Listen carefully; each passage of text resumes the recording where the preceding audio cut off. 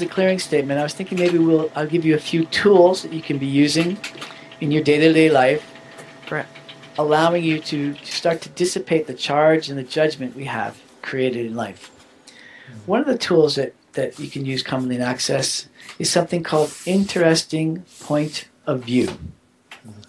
And basically, interesting point of view is just that. Anytime someone approaches you with a thought or an idea or a judgment, your job is just to look at that and observe it a little bit from distance and say, oh, interesting point of view. So maybe you're in work or you're in the family and somebody just says a very terrible remark or something that would really affect you negatively. You can allow that to go into you and twist your emotions, or you can just step back and say, oh, isn't that an interesting point of view? Interesting point of view allows you to detach and to step back and to observe from really observe from above, in my point of view, my interesting point of view, and allows yourself to receive things that normally would affect you in a very terrible way, receive them and let them pass through you and continue on.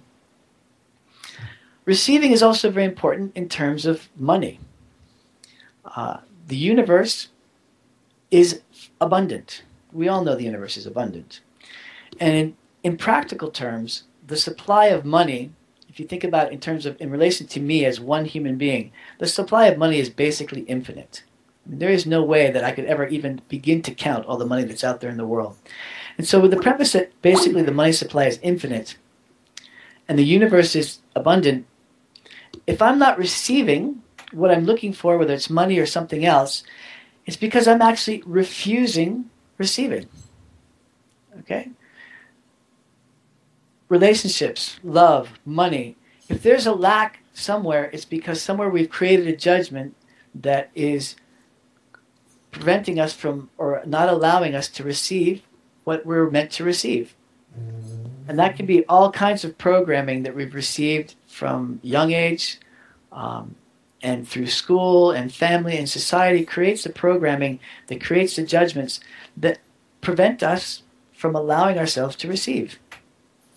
So later on we'll be using a clearing statement to clear that out. Another tool that's very useful in Access is being in the question.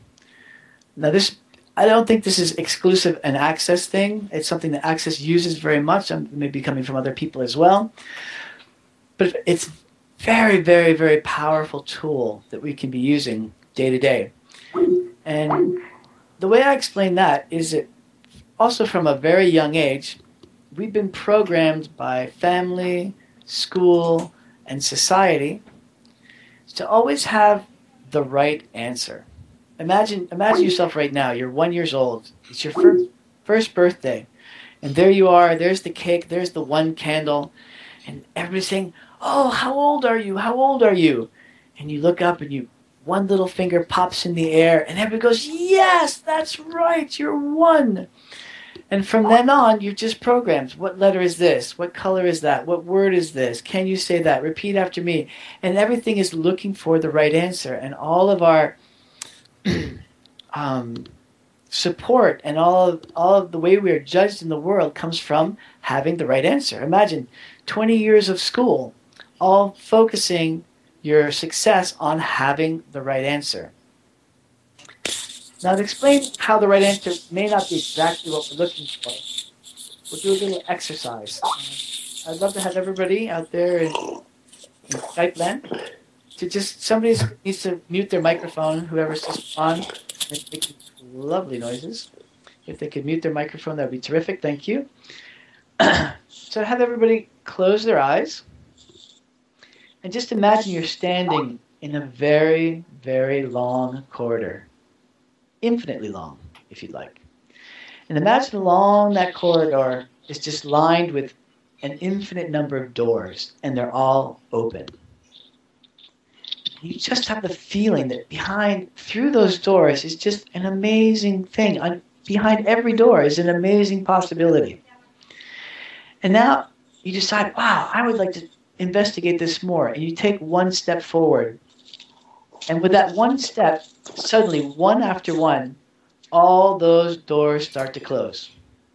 Pum, pum, slam, slam, slam, slam, slam. All those infinite doors just close, and there's just one door left. How does that make you feel? Different people can feel different ways.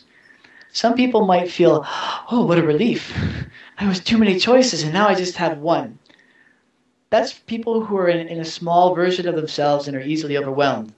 Most people who are at a certain level of consciousness and interested in this work, they feel suddenly like, oh, I'm just feeling so restricted. I had all of those opportunities, and now I'm just restricted down to one. And that's really what happens when we're looking for the one answer. The one answer... Yeah, it's Moshe that needs to turn off. Moshe, can you... Moshe? Okay. It's Moshe that needs to turn off. Can you... Yeah, okay. Moshe? Yeah. Okay. Yeah, okay. Thanks, Biddle. Okay. Thanks, Biddle. Okay. Okay. Moshe can't hear us. Moshe can't hear us.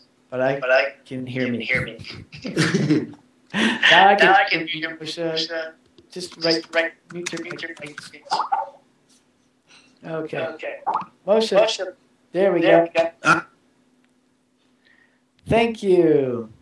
So, for many people, all of those doors closing was like closing down possibilities. And that's what happens when we look for the right answer, because that's just one possibility out of an infinite number of possibilities. And if you think about it, all day long, our minds are working to find that one answer. We're coming to conclusions every second of the day, because that's what we've been programmed to. Come to the one answer, come to conclusions. So all day long, we're running through our heads, oh, I'm such a jerk. Oh, I'm never going to make money. Oh, I'm not good at this, or I am good at that. And it's all conclusions. And what we might suggest with Access is a way of opening up more possibilities in your life is every time you come to a conclusion, try turning it into a question.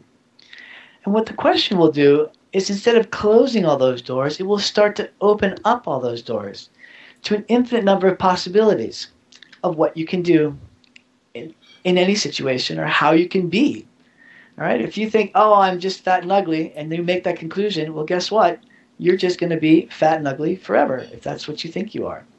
But if you could turn that into a question like, what would it take for me to feel lovely, thin and beautiful?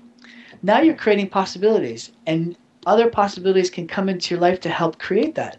But if you make a conclusion, the universe is just going to help you realize that conclusion. Or if you come to the conclusion that it's impossible for me to get to the end of the month with enough money, or I'm never going to become successful at this, then the universe will definitely see to it that that conclusion comes true. And it's just one possibility out of an infinite number. Turning into the question, here's another question you might use. What space, energy, and consciousness can I be to achieve whatever you're looking for? What if you'd like, you want to go to university, but you don't have the funds? It's like, well, what space, energy, and consciousness can I be to create the abundance I need to go to university or to start this new project? And suddenly that allows the universe to start running all kinds of possibilities and having them come your way. Now, the other thing you need to do is when you're asking questions is you need to be open to what comes your way. If you're looking in just one place for the answer, you'll probably miss it because the answer is probably coming to you from all kinds of directions. Shoval might have talked to you about a lovely video she was watching the other day about two basketball teams, and they're passing a ball back and forth. And they're black and white teams, and the video says, okay, here's the exercise. Count how many times the ball gets passed back and forth between the black and the white players. And so you're there watching the video, and they're passing it back and forth, and the video ends. And then the question is, did you see the big bear? And you're like, what? What bear? What bear? And if you go back and look at the video, there was actually a man in a bear suit walking around on the basketball court the whole time, and you were so focused on the ball going past and forth, back and forth, that you didn't even see the bear. So when you ask a question, and you're waiting for the universe to help you, don't be looking in just one place. Allow it to come from anywhere, and almost always it's coming from the least expected place.